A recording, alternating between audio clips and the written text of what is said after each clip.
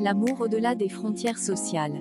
Dans la ville vibrante d'Abidjan, au cœur des quartiers riches de Cocody, vivait Yao Kouadio, un homme à la fortune légendaire.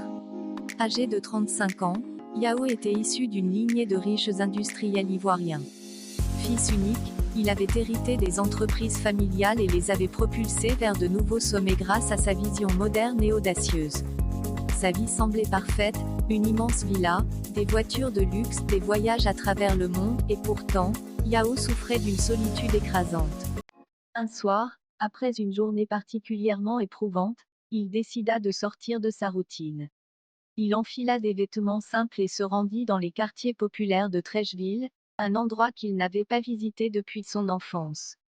Là-bas, les rues étaient animées, les odeurs de nourriture de rue flottaient dans l'air, et les éclats de rire résonnaient dans chaque coin.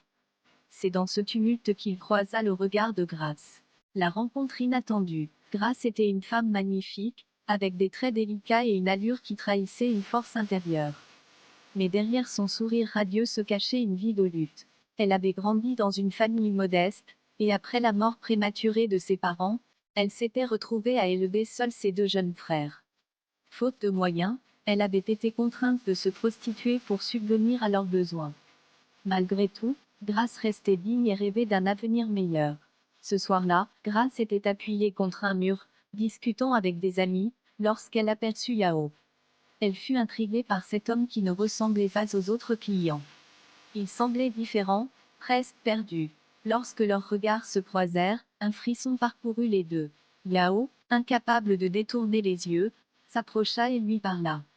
Il ne savait pas pourquoi il avait été attiré vers elle, mais il ressentait un besoin irrépressible d'en savoir plus. Ils échangèrent quelques mots, et avant qu'il ne parte, il lui proposa de dîner avec lui le lendemain. Grace hésita, mais accepta finalement, curieuse de cet homme mystérieux. Un amour naissant. Le dîner se transforma en une longue conversation qui dura toute la nuit.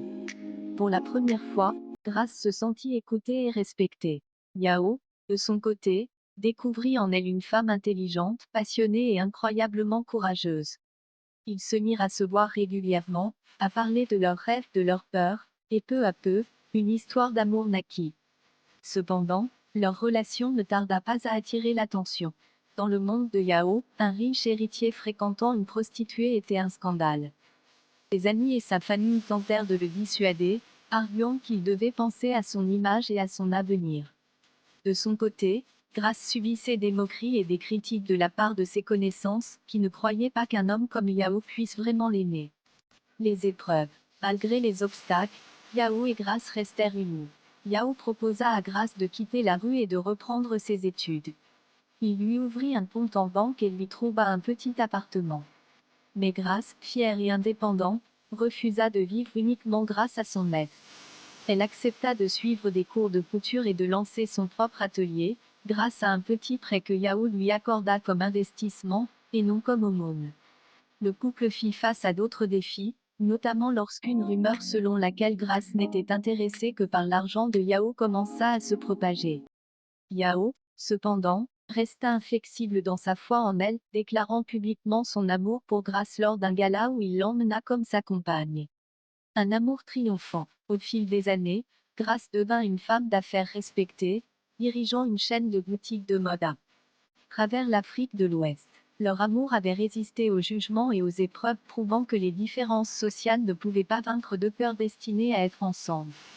Yao et Grace se marièrent lors d'une cérémonie intime, entourés de leurs proches. Leur histoire devint une légende dans la région, un exemple de persévérance, d'amour et de foi en l'autre.